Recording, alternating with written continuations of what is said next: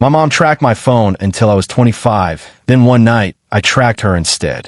What would you do if you discovered the person who monitored your every move had secrets of their own? Hey, everyone, before we get into the video, don't forget to subscribe and smash that like button if you want more stories just like this. Thanks for the support. My name is Connor Williams, and I'm 25 years old. For as long as I can remember, my mother has had an unnerving ability to know where I was at all times. It wasn't until I was 16 that I discovered how a tracking app she'd installed on my phone, disguised as a system update. The discovery came during a weekend camping trip with friends when my phone suddenly died. And upon returning home, my mother greeted me with relief and an unnerving knowledge of every place we had visited, despite my lack of communication. Growing up, I had accepted this surveillance as normal. My mother, a woman of 48 with worry lines etched deep around her eyes, always framed her monitoring as protection. In a world of dangers, she would say, a mother needs to know her child is safe. The irony was that our small suburban town in Ohio had one of the lowest crime rates in the state, yet my mother behaved as if I were navigating a war zone daily. The tracking app was just one element in her elaborate system of control. There were rules about where I could go, who I could befriend, and what time I needed to return home. Each rule came with the same justification: safety. As I entered my 20s, while my peers were experiencing freedom and independence, I remained tethered to my mother's digital leash. What made this particularly perplexing was that I was no one's definition of a rebellious child. I maintained good grades throughout school, never experimented with drugs or alcohol, and had a small, close-knit circle of equally responsible friends. There was no logical reason for such extreme monitoring, yet there it was, a constant presence in my life. The app itself was sophisticated, invisible to standard phone scans, with a password only my mother knew. It provided her with real-time location data, location history, and even battery life information. Sometimes when I was out with friends, my phone would buzz with a notification from my mother asking why I was in a particular location or suggesting I leave somewhere, because it was getting dark. My attempts to reason with her were always met with the same response: tears and stories of terrible things that happened to other children whose parents weren't as vigilant. She would recount news stories of abductions and accidents, her voice trembling with genuine fear. How could I argue against a mother's fear, even if it seemed irrational to me? By the time I was 23 and working as a junior graphic designer at a local marketing firm, the tracking had become a source of quiet shame. I never brought friends to my home, worried they might witness my mother's behavior. I never dated seriously, knowing any potential partner would eventually question why my mother needed to know our every move. The night everything changed began like any other Friday. I had stayed late at work to finish a project, grabbing dinner with colleagues afterward. It was nearly 9 when I headed to my car, only to find my mother standing beside it, arms crossed, expression unreadable. She hadn't called or texted. She had simply driven to my office building, parked, and waited. That's when I realized the tracking wasn't just about safety anymore. It was about control, pure and simple. As I drove home that night with my mother following in her car, something inside me shifted. The acceptance that had characterized my relationship with her monitoring began to crumble, replaced by a growing resolve. 25 years of living under surveillance had created something new in me. Not rebellion, but a determination to understand why. Why did my mother feel such a need to know my every move? What was she so afraid of? And most importantly, how could I finally break free without destroying our relationship entirely? The following weeks marked a subtle but significant shift in my behavior. I began researching phone security and tracking technology during my lunch breaks and late at night after my mother had gone to bed. What I discovered was both fascinating and disturbing. A whole industry of parental monitoring apps, some more invasive than others, all marketed under the guise of protection. My mother's app of choice was particularly sophisticated, designed to be nearly undetectable by the phone's owner. It required physical access to install, which explained how she had managed to set it up initially. I remembered vaguely handing her my phone when I was 16, asking her to help with a software update that wasn't installing correctly. She had taken it to her room, returned it 20 minutes later with a smile, and the tracking had begun from that day forward. What troubled me most as I researched was that these apps were often marketed with fear-based language, preying on parents' worst anxieties. The company that made my mother's app had testimonials from parents who had saved their children from everything from drug use to kidnapping, though none of these claims could be verified. It was fear-mongering disguised as technology, and my mother had bought into it completely. By my 25th birthday, which fell on a Tuesday in early October, I had made a decision. That evening, after a small family dinner where my mother presented me with a cake and an envelope containing cash, her usual gift, I excused myself to my room under the pretense of needing to make work calls. Instead, I began the process of turning the tables. Using a combination of specialized software and some programming knowledge I had picked up in college, I managed to not only disable the tracking app on my phone, but also replicate its functionality. What took me nearly 3 hours of focused work was the creation of a mirror program, one that would send my mother's location data to my phone instead. I had no intention of using it long term, but I needed to understand to see what she did when she thought no one was watching. The ethical implications weren't lost on me. 2 wrongs don't make a right, and invading someone's privacy in response to them invading yours creates a cycle of mistrust. But after years of surveillance, I felt justified in this temporary measure. It wasn't about revenge, it was about understanding. That first night, I watched as the dot representing my mother moved from the living room to her bedroom, then remained stationary until morning. The next day, I followed her movements to the grocery store, the bank, and her weekly book club meeting at the community center. Everything appeared normal, almost disappointingly so. What I didn't expect was how this new knowledge would affect me. Each time I checked my phone and saw her location, I felt a pang of guilt mixed with a strange sense of power.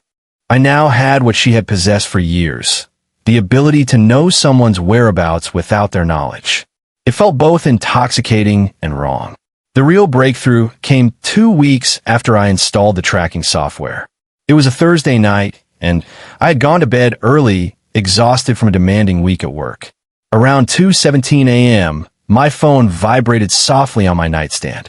I almost ignored it, assuming it was a work notification, but something made me reach for it. The screen showed my mother's location, not at home where she should have been, but at the old bus station on the edge of town. What made this particularly strange was that the bus station had been closed for renovations for over a year. There was no reason for anyone to be there, especially not in the middle of a Thursday night. I sat up in bed, my heart beginning to race. For a moment, I considered calling her, but then I would have to explain how I knew she wasn't home. Instead, I watched as her location marker remained stationary at the abandoned bus station for 47 minutes before slowly moving back to her neighborhood. The next morning at breakfast, I casually asked if she had slept well. She replied that she had, mentioning nothing about her late-night excursion. When I asked if she had heard anything unusual during the night, she simply shook her head and continued reading her newspaper, as if my questions were merely polite conversation.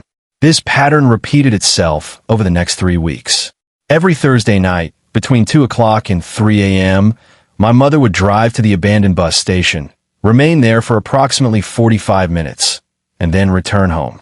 Each time, she would act completely normal the next day, showing no signs of sleep deprivation or unusual behavior. I found myself becoming obsessed with these Thursday night trips. What was she doing at an abandoned bus station in the middle of the night? Was she meeting someone? If so, who? And why the secrecy? The questions haunted me during the day and kept me awake at night, except on Thursdays when I would force myself to stay up, watching my phone screen, waiting for her location to move. What I didn't realize then was that this obsession was slowly changing me. The person who had once resented being monitored was now engaging in the same behavior, justified by a need for answers. In my quest to understand my mother's actions, I was beginning to adopt her methods, blurring the line between concern and control. The irony would have been amusing if it weren't so unsettling. The 4th Thursday of my surveillance marked a turning point. As I watched my mother's location marker settle at the abandoned bus station, I made a decision that would alter everything. I couldn't continue watching from afar. I needed to see with my own eyes what was happening at that desolate location in the dead of night. Dressing quickly in dark clothing, I slipped out of the house through the back door, my car keys clutched tightly in my hand. The 15-minute drive to the bus station felt longer than usual, each streetlight casting eerie shadows across my dashboard.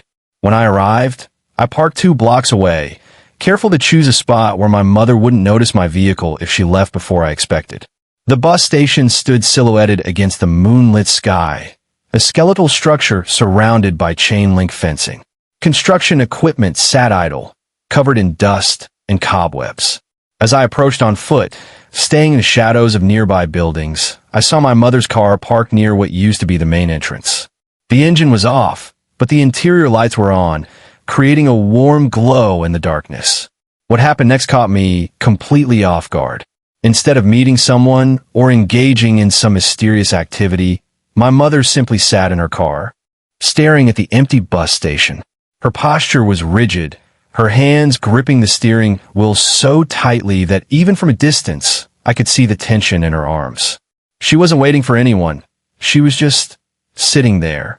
For 43 minutes, she remained in that position, occasionally wiping at her face with what looked like a tissue or handkerchief.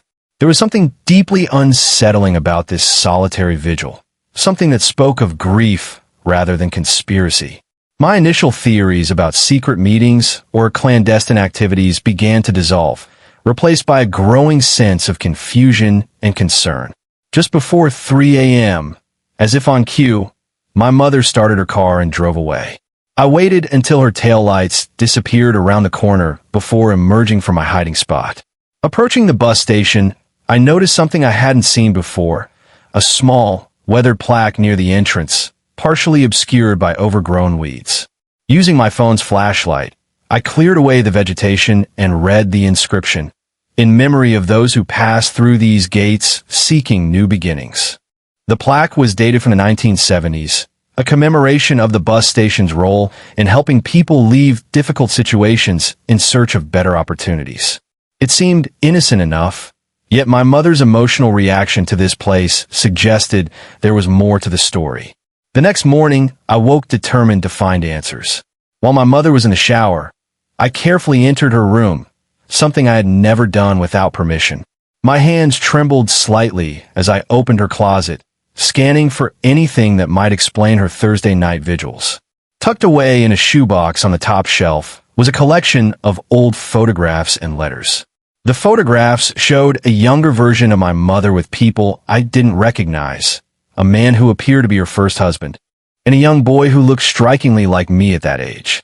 In the letters, written in my mother's familiar cursive, were references to leaving, starting over, and protecting what matters most. One letter, dated shortly before my parents' wedding, mentioned the promise I made to David and keeping Matthew safe no matter what. The names meant nothing to me initially, but as I continued reading, a picture began to form. My mother had been married before meeting my father, and she had a son from that first marriage, a son who, according to the letters, had been taken from her under mysterious circumstances when he was 5 years old. The letters spoke of custody battles, accusations, and ultimately, a decision to flee with her son to protect him from his father. What chilled me most was a passage that read, "I promised David I would always keep Matthew safe, but I failed. I should have watched him more carefully, tracked his every move. If I had, maybe he would still be with me today." Suddenly, everything began to make sense. The constant monitoring, the irrational fear, the desperate need to know my whereabouts at all times. My mother wasn't trying to control me. She was trying to protect me from a trauma that had occurred decades before I was born. The tracking wasn't about me at all. It was about her lost son, Matthew, and her guilt over what had happened to him. As I carefully returned the box to its original position, I heard the shower stop running. Quickly exiting her room, I sat on the living room couch, pretending to read a magazine when she emerged. She smiled at me, her face still flushed from the heat of the shower, completely unaware that I had uncovered the secret that had shaped our relationship for so many years. The question now was what to do with this knowledge. Confronting her would mean admitting how I had discovered her secret by turning her own surveillance methods against her. But keeping this knowledge to myself felt dishonest, especially now that I understood the depth of her pain. What I didn't realize then was that my mother had been carrying this burden for so long that she had forgotten how to live without it, and that true healing would require more than just understanding. It would require forgiveness, both from me and from herself. The days following my discovery passed in a strange haze of normalcy. At work, I struggled to focus on design projects, my mind constantly returning to the shoebox in my mother's closet and the tragic story it contained. At home, I watched my mother with new eyes, seeing not just the overprotective parent who had monitored my every move, but a grieving woman who had never properly healed from the loss of her first child. What troubled me most was the question of Matthew's current whereabouts. The letters suggested he had been taken by his father during a contentious custody battle, but they offered no resolution. Had my mother ever seen him again? Was he still alive somewhere, perhaps unaware of the mother who had spent decades mourning him? And why had my father never mentioned this part of my mother's history? These questions haunted me until I couldn't bear the uncertainty any longer. One Saturday afternoon, while my mother was at her weekly book club meeting, I called my father, who lived in a neighboring town after their amicable divorce 5 years earlier. We maintained a good relationship, speaking regularly and meeting for lunch every few weeks, but this conversation would be different. "Dad," I began after the usual pleasantries, "I need to ask you something about Mom's past." There was a pause on the other end of the line, and when my father spoke again, his voice had changed, softer, more cautious. "Connor, has your mother been talking about Matthew?" The fact that he knew the name immediately confirmed what I had suspected. This wasn't some family secret that only my mother carried. It was a shared history that had simply never been discussed with me. The story that emerged from our conversation was even more heartbreaking than I had imagined. My mother, then named Margaret Thompson, had married David Williams when she was 22.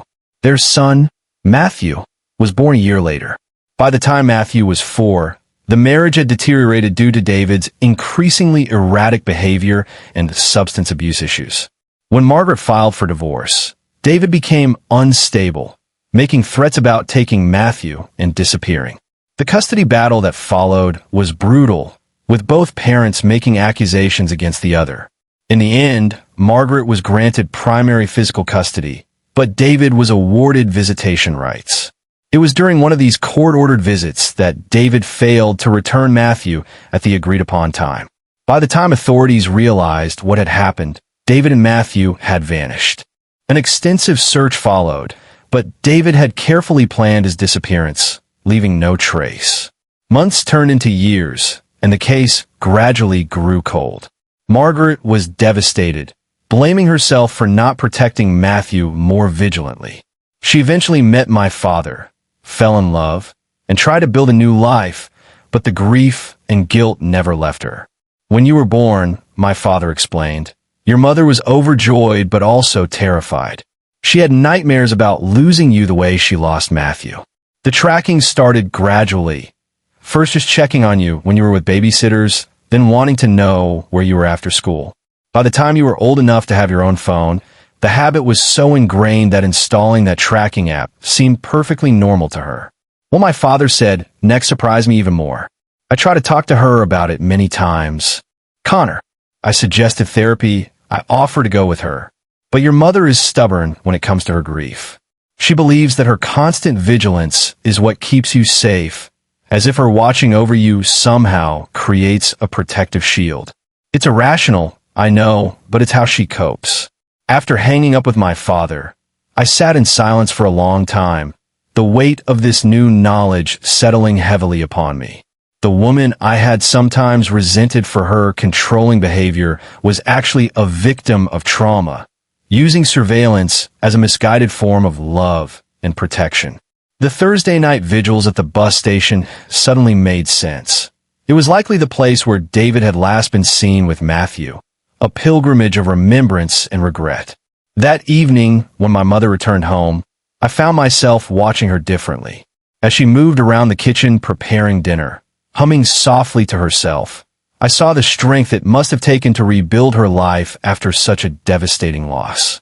I saw the resilience in her ability to love again, to trust again, to have another child despite the risk of heartbreak. And I saw the fear that had driven her to extreme measures, born from a trauma so profound that it had shaped every aspect of her parenting. What I didn't yet understand was how to move forward. The tracking app was still active on my phone, a constant reminder of the unresolved issues between us. Confronting her now seemed cruel, forcing her to relive painful memories while also admitting that I had violated her privacy in turn. But allowing the surveillance to continue felt like enabling her unhealthy coping mechanisms. The solution, when it came, arrived unexpectedly. 2 days later, as I was leaving work, I received a notification from my phone's operating system about a system update. As I read through the details, I realized this update included enhanced security features that would detect and disable unauthorized tracking apps. The timing felt almost serendipitous, an opportunity to end the surveillance without direct confrontation. That night, after my mother had gone to bed, I initiated the update. As my phone restarted, I felt a mix of emotions: relief at regaining my privacy, sadness for what this represented, and anxiety about how my mother would react when she discovered she could no longer track my movements. What I didn't anticipate was that this technological solution would only be temporary, and that true resolution would require something much more difficult: honest conversation and mutual understanding. The first few days after the system update passed without incident. I went about my routine, occasionally checking to see if the tracking app had somehow reinstalled itself. It hadn't. The enhanced security features were working as intended, creating a digital barrier between my mother's surveillance and my phone. What I hadn't anticipated was how quickly my mother would notice the loss of connection. It happened on a Wednesday evening while I was working late at the office. Around 7:30 p.m., my phone buzzed with a series of increasingly frantic messages from my mother, asking why I wasn't at the restaurant where I usually met friend for dinner on Wednesdays. When I didn't respond immediately, I was in the middle of an important call with a client. She called my office line, her voice tight with panic. "Connor, where are you? Your location isn't updating, and I'm worried." The question hung in the air, a stark reminder of how dependent she had become on monitoring my movements. I explained that I was working late, but the damage was done. She knew something had changed. When I arrived home around 9 p.m., I found my mother sitting in the living room, her laptop open on the coffee table. She had been trying to troubleshoot the tracking app, convinced it was a technical issue rather than a deliberate update on my part. The look on her face when I walked in was a mixture of relief and suspicion. "Connor, there's something wrong with the family locator app. It keeps saying your device is offline, but you're clearly not. Do you know what's happening?" Her voice was carefully controlled, but I could detect the underlying anxiety. This was the moment I had been both anticipating and dreading. I could have lied, blamed a technical glitch, or claimed ignorance. Instead, taking a deep breath, I decided the time for secrets had ended. "Mom, I updated my phone's security system last week. The new features disabled the tracking app." The words hung in the air between us, heavier than I had expected. For a moment, she just stared at me, her expression unreadable. Then, slowly, she closed her laptop and leaned back against the couch cushions. "How long have you known?" Her voice was quiet, almost a whisper, but there was no accusation in it, just resignation. "Since my birthday," I admitted. "But that's not all. Mom, I know about Matthew." The name landed like a physical blow. My mother flinched as if struck, her carefully composed exterior cracking to reveal the raw pain beneath. Tears welled in her eyes, and for the first time in my memory, she looked vulnerable, fragile, like a woman carrying a burden too heavy to bear alone. What followed was the most difficult and necessary conversation of our lives. As the evening wore on, my mother shared the full story of Matthew's disappearance, details that had been omitted from the letters I had found. She spoke of the guilt that had consumed her, the irrational belief that if she had monitored Matthew more carefully, he might still be with her. She explained how this fear had transferred to me, manifesting as an overwhelming need to know my whereabouts at all times. "I know it was wrong, Connor. I know I crossed boundaries. But every time I thought about loosening my grip, I would have nightmares about Matthew, about him calling for me while I couldn't find him. The tracking became a compulsion, a way to convince myself that I was protecting you, that I wouldn't fail again. In turn, I shared my own feelings, the resentment that had built up over years of surveillance, the shame I felt about my lack of independence, and most recently, the guilt I had experienced after turning her own methods against her. I told her about following her to the bus station, about finding the letters, about the conversation with my father. As we spoke, something remarkable happened. The walls that had existed between us for so long began to crumble, replaced by a fragile but genuine understanding. For the first time, I saw my mother not as a controlling figure, but as a wounded woman who had never properly healed from her trauma. And for the first time, she seemed to see me not as an extension of her fears, but as an individual with my own need for autonomy and trust. The breakthrough came when my mother, wiping away tears, made a surprising admission. I've been seeing a therapist for 6 months, Connor. She's been helping me work through my grief and anxiety. I was actually making progress until you updated your phone. The loss of the tracking app felt like losing Matthew all over again. This revelation changed everything. My mother wasn't just a victim of her past. She was actively working to overcome it. The tracking wasn't a permanent solution in her mind anymore. It was a crutch she was learning to walk without. What she needed from me wasn't permission to continue monitoring me, but support as she navigated this difficult healing process. By the time we finished talking, the sun had begun to rise, casting a soft glow through the living room windows.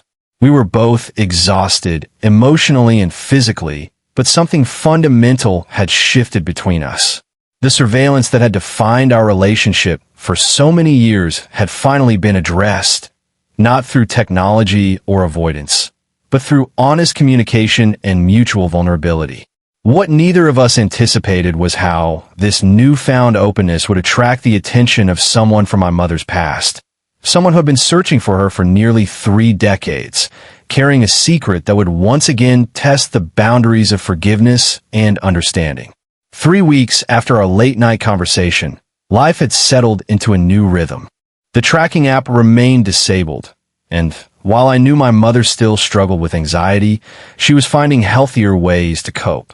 She had started attending a support group for parents who had lost children, and her therapist had recommended she write letters to Matthew as a form of emotional release. I had noticed subtle changes in her behavior, less frequent calls to check on my whereabouts, more trust in my decisions, and a new willingness to engage in conversations about boundaries and privacy. For the first time, our relationship felt balanced, built on mutual respect rather than fear and control. The Saturday that changed everything began ordinarily enough. I had planned to meet friends for brunch, while my mother mentioned she was going to visit her sister in a neighboring town. As I was getting ready to leave, the doorbell rang, unusual for a Saturday morning. When I opened the door, I found a man standing on our porch, perhaps in his late 50s, with weathered features and eyes that carried a deep sadness. "Excuse me," he began, his voice hesitant. "I'm looking for Margaret Williams. I was told she lived here." There was something familiar about him, though I couldn't immediately place where we might have met. Before I could respond, my mother emerged from the hallway, her face paling as she saw the man at the door. The coffee mug she was carrying slipped from her grasp, shattering on the hardwood floor. Neither of us paid attention to the mess. Our focus was entirely on the unexpected visitor and my mother's reaction to him. "David," her voice was barely audible, a whisper filled with disbelief and something else, fear perhaps, or shock. And suddenly, everything clicked into place. This was Matthew's father, the man who had disappeared with his son nearly 30 years ago, the source of my mother's lifelong trauma. What followed was the most surreal hour of my life. David, who had been living under an assumed name and stayed across the country, had recently been diagnosed with a terminal illness. Before he died, he wanted to find my mother to apologize and, most importantly, to tell her what had happened to Matthew.